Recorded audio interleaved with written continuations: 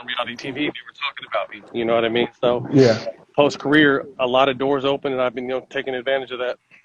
Matt, speaking of fights, I just kind of want to touch on your maturation process. You made me proud, man, in sort of the way that you've handled a lot of situations, man. It's tough for sometimes for us as former athletes with a lot of ego and alpha dogs to sort of put our pride aside at certain moments. Just talk a little bit about your personal growth and maturity process over the last, I'd say, decade, man. You changed a lot, bro. Yeah, like I said, my mentality, I grew up fighting, a biracial kid where, my mom would console me when they would call me nigga, but my dad told me to fight. So I took the fighting route. And in third grade, I started fighting. And it was just kind of a common thing. Nothing I'm proud of, but just something I was accustomed to. So Right. like I said, for me to, beginning of my career, I had to scratch and claw to get in the league. And sometimes that came to, nose to nose with guys or whatever it took to maintain that. So I developed a reputation, and it kind of stuck with me. So it took me a while, and then I just ended up embracing that. But anyone that knows me off the court knows I'm a cool, calm, relaxed stoner. So real shit comes up sometimes, and real shit has to happen. I've been in a couple fights, and like I said, nothing I'm proud of, but it just happens. But Yeah. at the end of the day, I'll be 42 on Tuesday. And you live and you learn. And obviously the well publicized situation with Derek, it happened. It was unfortunate, but I'm happy to say that we're in a great place now. Where we understand that we're co-parenting. My twins, and at the end of the day, it's what's best for them. So that's why Absolutely. he and I buried the hatchet. I think it was 2018. You know what I mean? Yeah. So to kind of have like a super big blended co-family is what we're on right now. And I think, like I said, it's for the kids. That's what's most important. That's awesome, man. So let's touch on your involvement with being a marijuana advocate. When did you get? Why are you so passionate about marijuana? And what advice would you give the younger generation? Because they're a lot interested in starting businesses centered around marijuana. What advice would you give them as well? Just do your homework. Marijuana was something that I started doing at 14 to kind of just escape what I was in, and it worked great. And it was something that I did through high school, through college, and through my whole career. So I knew a lot about it, and after I retired, I wanted to advocate for it because I got popped a couple times, and while I was in that program, one of the guys told me that there's over 200 plus guys in the program. There's only 400 plus guys in the NBA, so I'm thinking like, damn, half the league is in this program just for marijuana. So I just really wanted to advocate for it. You know what I mean? And I'm really proud to say that myself, Al Harrington, and there's some other guys that kind of really pressing on the NBA and the Players Association to not so much promote the fact that the players can smoke, but just not test for it anymore. And I think Right. that's where they're at now, and I'm really happy about it. And I'm also happy about just younger guys being more business oriented. When we came out of college and fresh into wherever we ended up playing, it was never business talk. It was kick it talk. It was jewelry, money, houses, bitches. That was our conversation. Excuse me, I'm a little too old to be saying bitches, but pardon me, Women. women, but I love the fact that the narrative has changed, and guys are talking about business constantly. And I think it's a beautiful thing. Like I said, I'm starting my boys in business at 12. They have their own podcast. We got their bank account, their LLC set.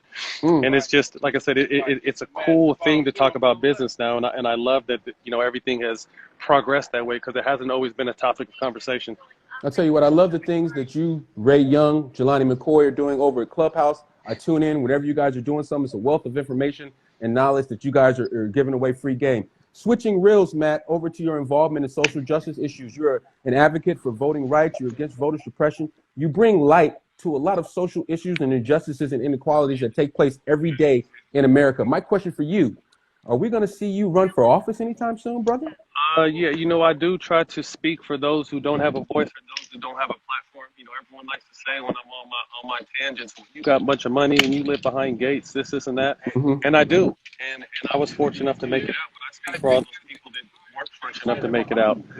But to answer your question, I would like to. I would like to run for mayor of my hometown. Probably in the next 5 to 10 years, once business is really, really rolling and my kids are in college.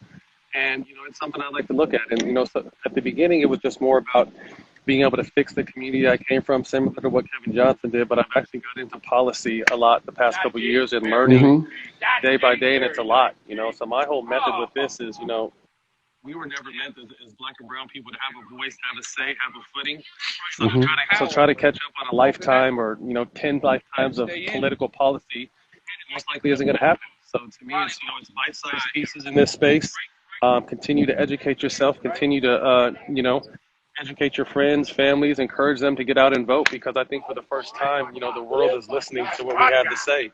So what are we going to do with it? And I think this last election cycle where we flipped flipped Georgia, Yep. and won a presidency when we thought that, no one but Trump was going to definitely get another term. I think it just shows the power that we have in our communities when we unite first and foremost, but when we educate our brothers and sisters. Absolutely. And Matt, one more question, and then I'll let you go. Just, for the people, just talk about what Kobe Bryant meant to you. Oh, man, Kobe was everything for me. I was fortunate enough to be at UCLA in 98.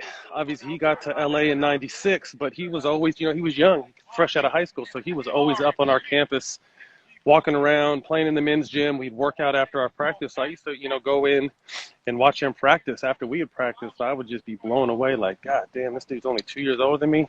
Ain't no fucking way I'm making the NBA. This is like the standard.